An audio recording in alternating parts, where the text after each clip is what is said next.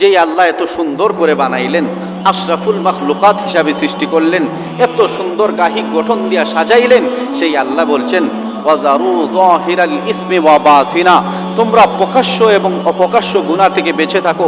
এগুলা আল্লাহ দিয়েছেন। তোমার নাক, কর্ণকোহর, তোমার জবান, তোমার হাত, তোমার পা, এগুলা আল্লাহ দিয়েছেন। এগুলা দিয়া মানুষ নাফরমানি করিও না, এগুলা দিয়া আল্লাহর ইবাদত করো, আল্লাহর কৃতজ্ঞতা আদায় করো, শুকরিয়া আদায় করো। কারণ এমন অনেক মানুষ আছে যাদের জবান নাই, যাদের কান নাই, যাদের চোখ নাই, যাদের হাত নাই, যাদের পা নাই, কিন্তু তাদের থেকেও আল্লাহ আমাদেরকে উত্তম উত্তম জিনিসগুলা দিয়েছেন, এরপরেও আমরা নাফরমানি করি। আজ যদি আমাদেরকে বলা হয় পুরো পৃথিবীতে যত সম্পদ আছে সব সম্পদ তোমারে দিয়া দিমু, যা সম্পদ পৃথিবীর মধ্যে আছে সব দিয়া দিমু, বিনিময়ে তুমি তোমার একটা চোখ আমারে দিয়া দাও,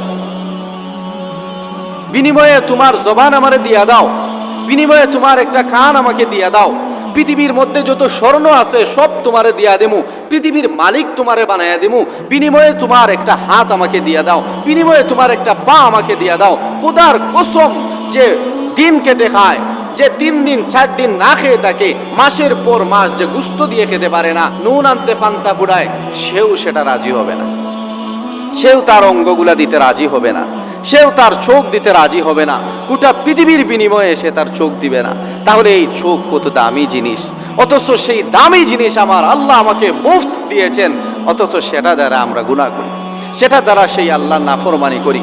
ঘন্টার পর ঘন্টা আমরা সিনেমা দেখি, নর্তকীর নাচ দেখি, অথচ একবার মনে হয় না এই চোখ আল্লাহ নাচ দেখার জন্য দেয় নাই, এই চোখ আল্লাহ নর্তকীর নাচ দেখার জন্য দেয় নাই, টিভি সিনেমা দেখার জন্য দেয় নাই। এই চোখ আল্লাহ দিয়েছেন আল্লাহর নাচ নিয়ামত দেখার জন্য, আল্লাহর ইবাদত করার জন্য।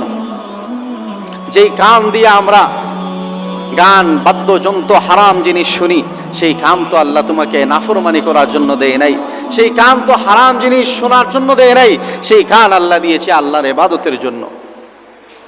যেই জবান দিয়া তুমি মিথ্যা কথা বলো, যেই জবান দ্বারা অপরকে কষ্ট দেও, সেই জবান তো আল্লাহ নাফরমানি করার জন্য দেয় নাই। যেই জবান দিয়া আল্লাহর জমিনে দাঁড়াইয়া আল্লাহর বিরুদ্ধে কথা বলো, সেই জবান তো আল্লাহ নাফরমানির জন্য দেয় নাই, আল্লাহ দিয়েছে ইবাদতের জন্য, আল্লাহ দিয়েছে ইবাদতের জন্য।